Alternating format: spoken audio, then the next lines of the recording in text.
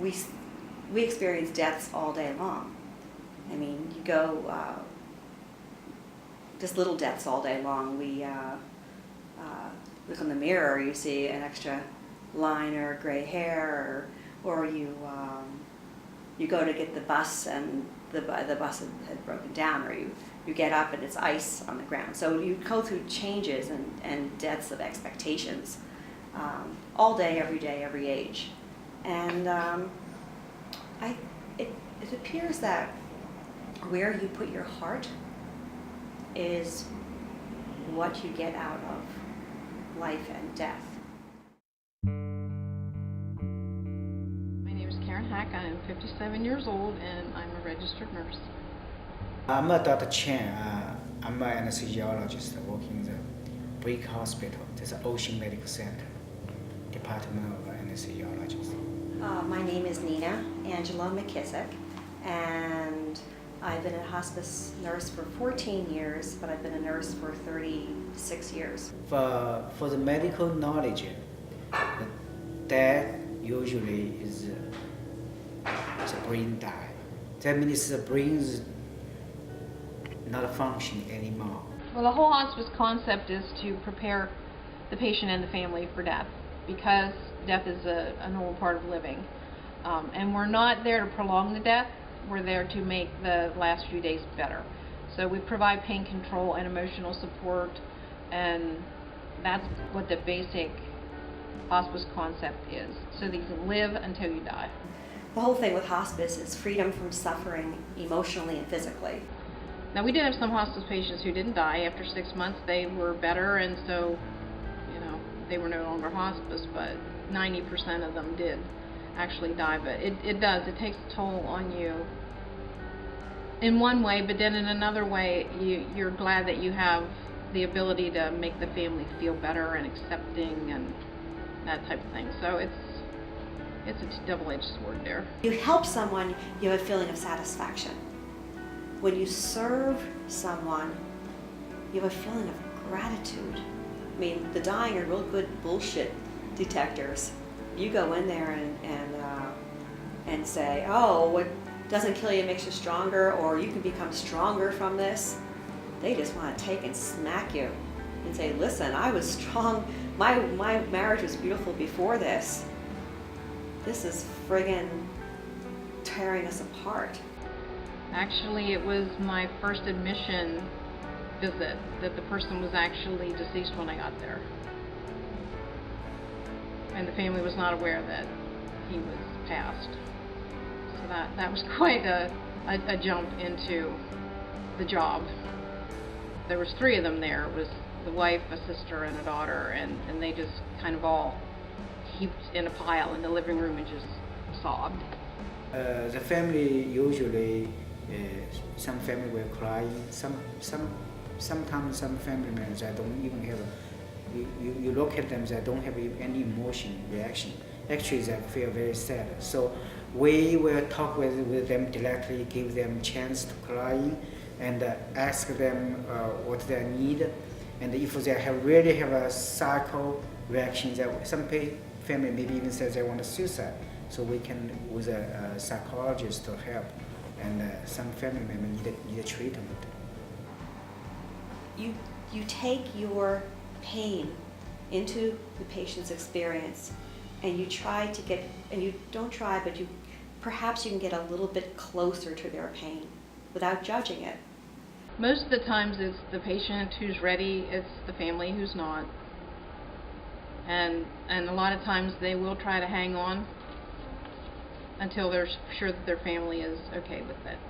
The job of the patient die or not usually is the chief physician. When we do resuscitation, we make sure if we cannot resuscitate patient, the doctor's job is declare the patient has died.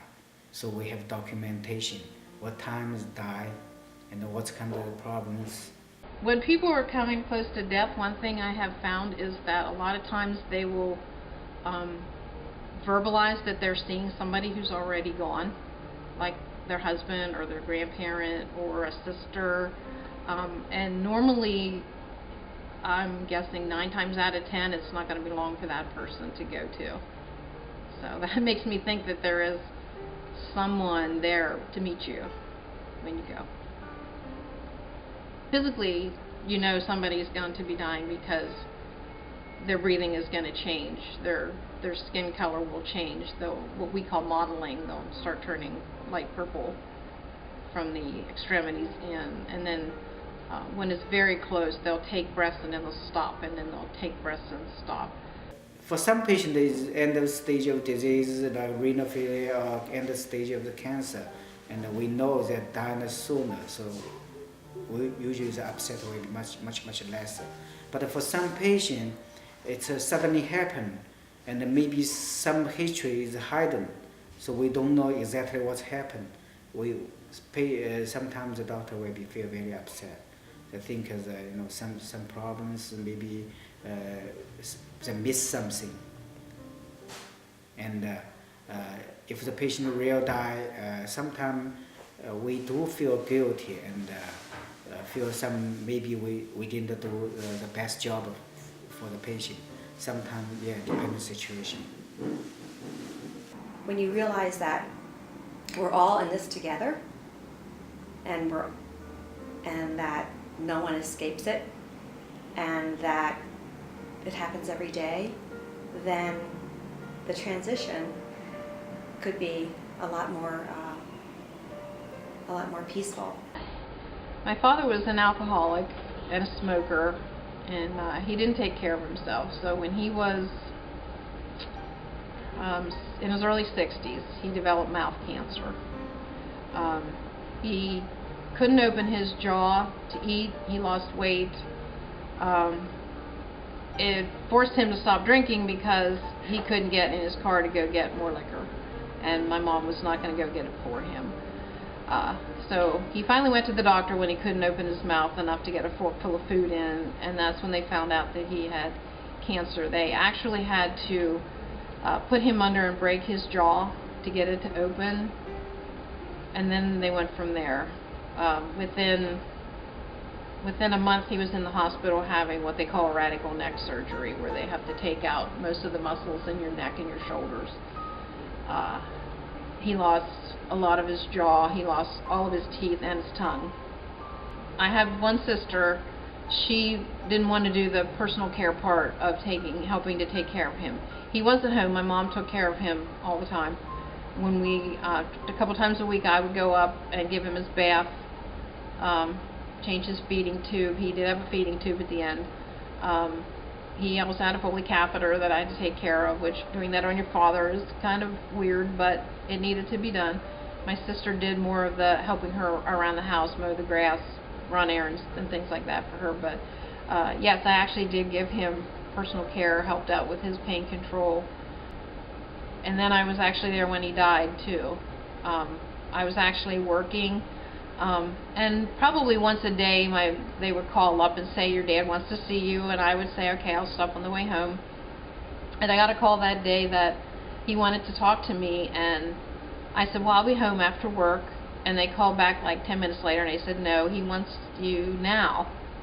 He knew me. I'm pretty sure that he knew me, but after spending some time there, he had this horrible, tortured look on his face, almost like, I don't know, I almost reckon it too like the devil's coming for you, something bad is coming for you, and that he just had this look of terror on his face. And I said to my mom, because he did have an order for Valium, I said, you either need to give him something, or I'm not going to be able to sit here and watch. It is totally different when it's your own family than when you're taking care of someone else.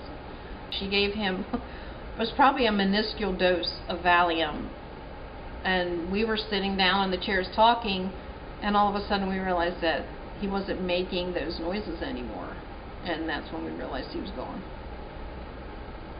And then we cried.